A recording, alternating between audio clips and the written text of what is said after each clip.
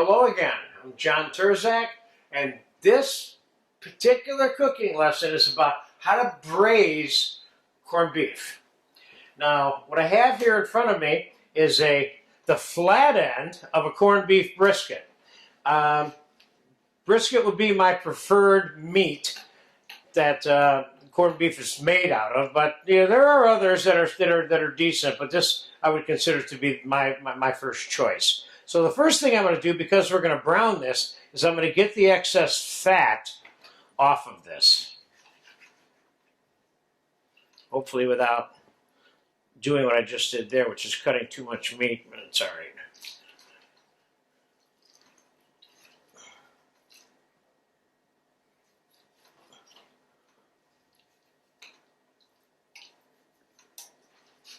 Well, let's just kind of pull back some of this and peel it back like that.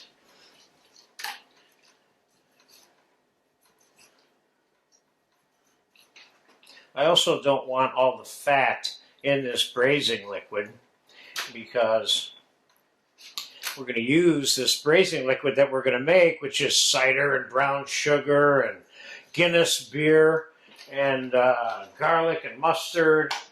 We're going to braise this mixture in that. So this is kind of like a fun recipe, but we're also going to be covering the braising of brisket again in the process.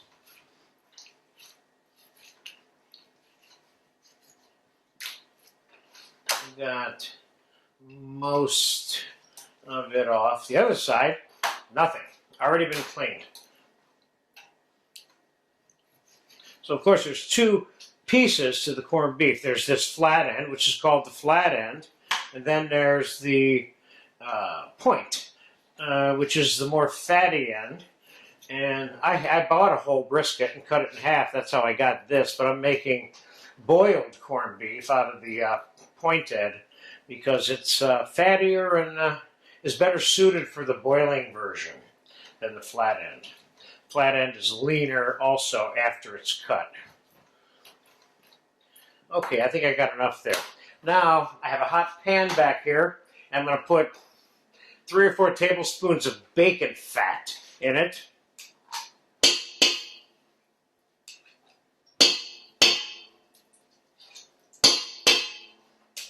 And we're going to season this, but before we do that, we're going to dry it off because I washed it a little bit after I took it out of the brining package.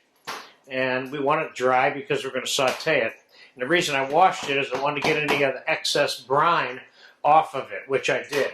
So let's put some pepper on this for starters, generously.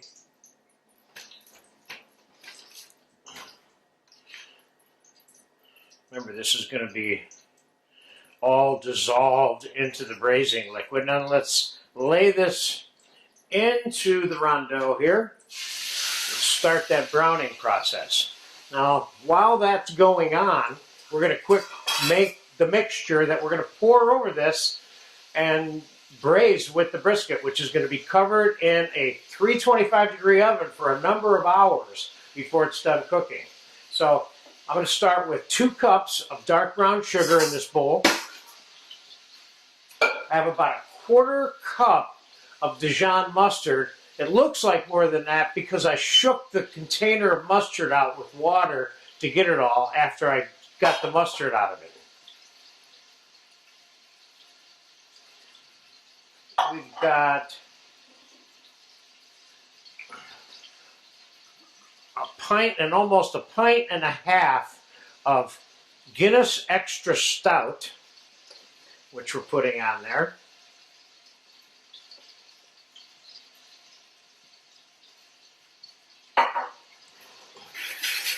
Get that mixed together.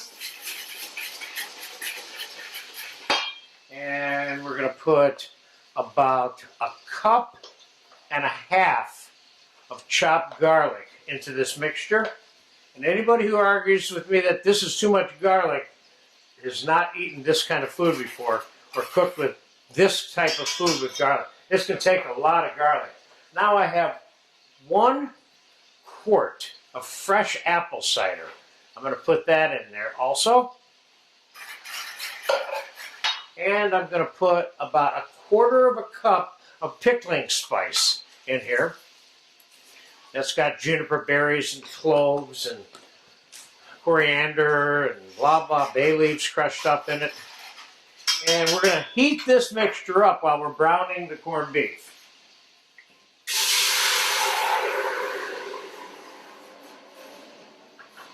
Just poured that mixture into a hot saucepan that I had back there. Let's take a look and see how this corned beef is doing. It needs, I will show you, it needs a lot more browning. Hopefully you can see that. It just isn't browned yet. So it's cranked up. I'm going to fast forward this for about 5 minutes while it's browning, and the braising liquid is heating up, and then we'll get both of those in the oven. Okay, the corned beef has been browning for about 15 minutes. I'm going to bring it over here. We're going to get it in the oven. I turned it over once, and I brought the braising liquid, which you can see here is now boiling hot. Because I don't want to put cold juice on here because then it's just got to heat it up on the stove anyway. So now we're going to pour this right in here over this with all that bacon fat, etc.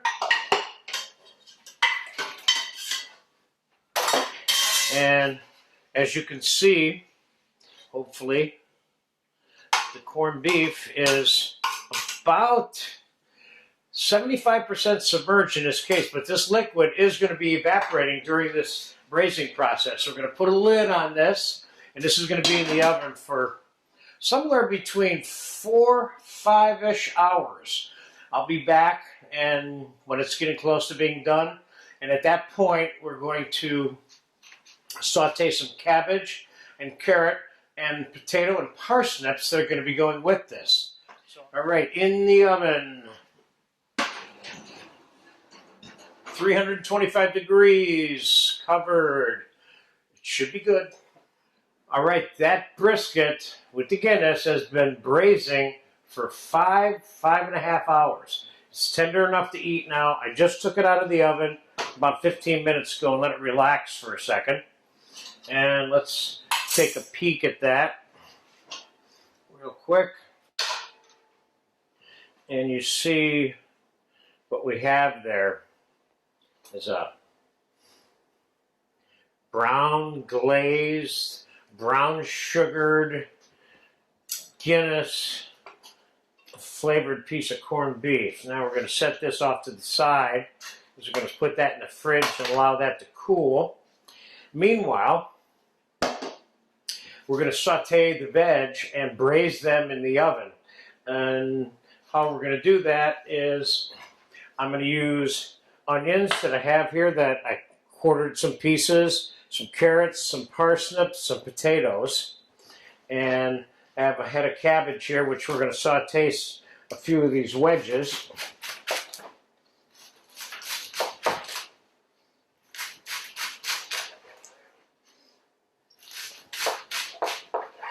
Again, normally when I cook wedges of cabbage, I leave this root on and then I take it off after it's tender enough to eat. That way it will keep the cabbages intact so the wedges look like wedges of cabbage when it's all said and done.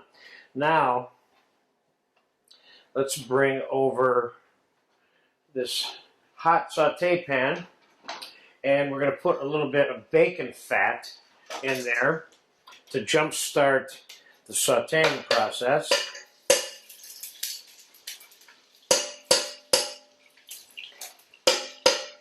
And what we're going to do is, we're going to fast forward some of this. Once I get all this in a pan here, we're going to brown the sides of the cabbage first in the pan. Then we're going to come back and kind of stack them all together and we'll brown a little bit of the rest of the veg in this pan. We're going to put a little bit of chicken stock, and some of the braising liquid into the pan, and then we're going to pop it in the oven. For right now, let's just concentrate on browning the cabbage, and we're going to put a little bit of pepper on that. We're not putting any salt on anything at this stage. It's going into this dish because you have the brine exuding into the braising liquid, and there's salt there, and it's part of the coating and the flavor of this braising liquid.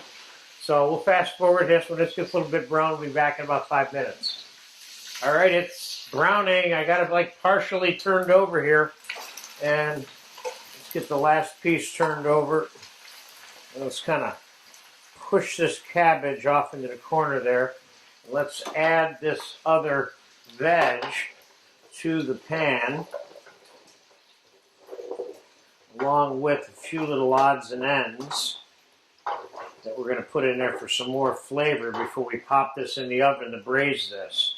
So what I'd like to add here is a little bit of garlic, a little bit of bacon, about I don't know, I'd probably put 2 tablespoons of garlic in there, and about a cup of cooked bacon lardoons.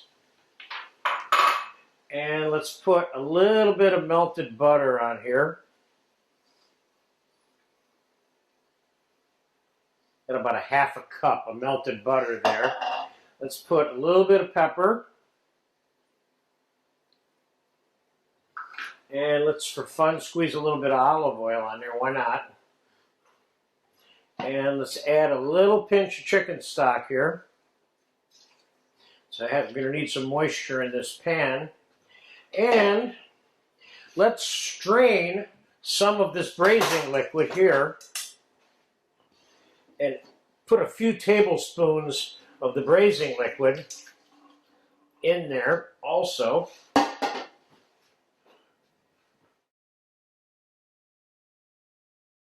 Get rid of all that goo gop that was all part of that braising liquid, because we don't want all of those particles mixed into the food that actually goes on the plate. So we'll take a little bit of this braising liquid, not much, put on there. This is all we have left out of all of that. Kind of boiled down a little bit. I think that's enough for now. We can adjust the final flavor of this juice, which ultimately is going to be served with corned beef, when this is done cooking. For right now, let's put it in the oven. I got it in a 325 to 350 degree oven, and you're going to cook this until the cabbage is tender enough to eat. When that's done, the carrots and the potatoes and the parsnips are also done. So we'll be back in about an hour and 15 minutes, give or take. I'll let you know how long it took when we come back. Okay, the vegetables are done braising. The brisket cooled down. I sliced 3 slices here. I think the important thing for you to know is how I went about slicing this. The flat end of the brisket is cut directly across. So if there's the whole brisket, this would be the end of it here. You're cutting it straight across. You're never cutting the flat end lengthwise, in a lengthwise direction, in terms of the length of the brisket itself, okay? So now, this is what the vegetables ended up looking like, which I'm totally in love with these vegetables. Let's get ourselves a piece of cabbage on the plate. Oh, this stuff looks so good. And I need to cut the inside of that wedge out of there that I told you about, and that's right there. I would normally not want to serve that because it's a little bit tough. So let's put a little bit of everything on here. Let's put a little bit of onion. Let's put a couple pieces of potato. A couple pieces of carrot. Nice plate. And let's get a couple pieces of parsnips here.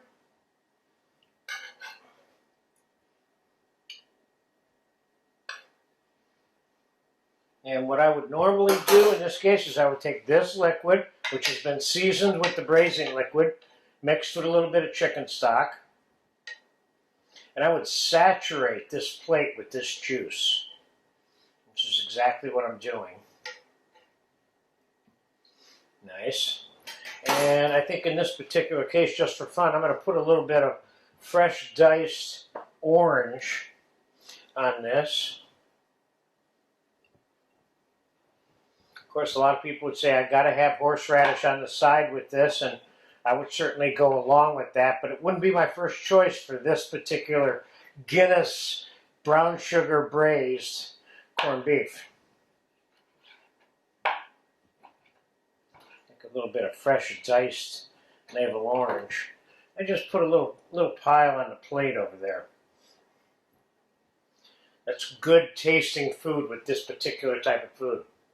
So here is another version of corned beef and cabbage. This one's braised with the Guinness and the brown sugar and all that garlic and good stuff, and parsnips and carrots and potatoes. This is good. We're going to eat this as soon as we're done with this shoot. Thank you very much.